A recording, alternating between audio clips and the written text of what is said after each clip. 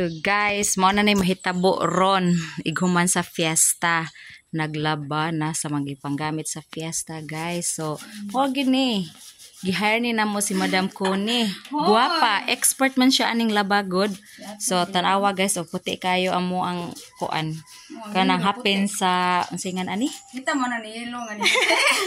Hapin sa cater ba? Kay namami kagalingon na wa may nag-rent. So, inani siya kaputi mo daglaba. Ya, ang kamot, ano tong kamot kung wala ba napaksot. Wala pa, bago pa man. So, inani diri sa among probinsya, guys, di mo gamit og washing. Nami washing pero wala mo gamita kay mas nindot man gyud ang hand wash kay limpyo. Oh. So, inani daghan kay siya og gilabhan, guys, oh. Oh. Daghan humul-humul. So, ang style pag ipagwas dak ba. Sana bugi ka dak ron. Nya inani ni siya basta manglaba gamay inani kadaghan mga planggana o humol diri.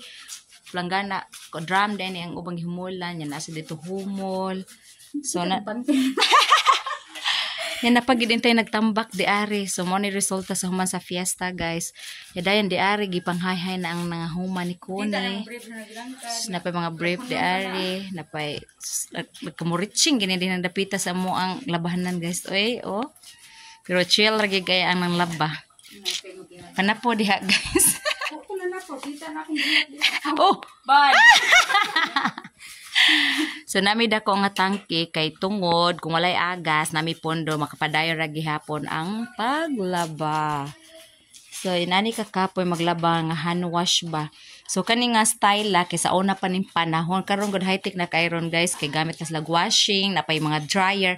Amo ani is hay oy. Para maka-conserve me og power. So inana na siya, guys. So okay pa ka diha kon. Okay pa kayo ako nalaslas ang kamot. So inani siya kabuotan. Kani siya baka ako man igaga sobra kabuotan ani. Oh, single bi ani, guys. Apil diyan. Yes, single. Wait. Nagtabang diha dire. Oh, kung kasi ganahan o malumong kasing-kasing nga mutabang siya pa panglaba dere. Mutabang sa kung kasinggol ba. So dere ako kutob, guys, oy kay murag gutom naman ko oy. Oo, waswas. So inani siya magwaswas diri sa amo ang bukid. So mo ani siya karaan nga traditions pa panglaba diri sa probinsya. No, diri lang sa diri sa amo ang Pilipinas. Mo ani siya traditional laba. Waswas dak. Oh, di ba? Double purpose exercise. So mawa jud ang bil no. Oh, di ba? Oh. Mana na nagko na yang paa, ni gamay antiyan kay waswas workout. Sobra pa rin sa workout, guys. So wala gid siya maka-save ra gid siya og bayad pang workout ra kay ang paglaba workout na siya. So inani siya kakapoy. Oh.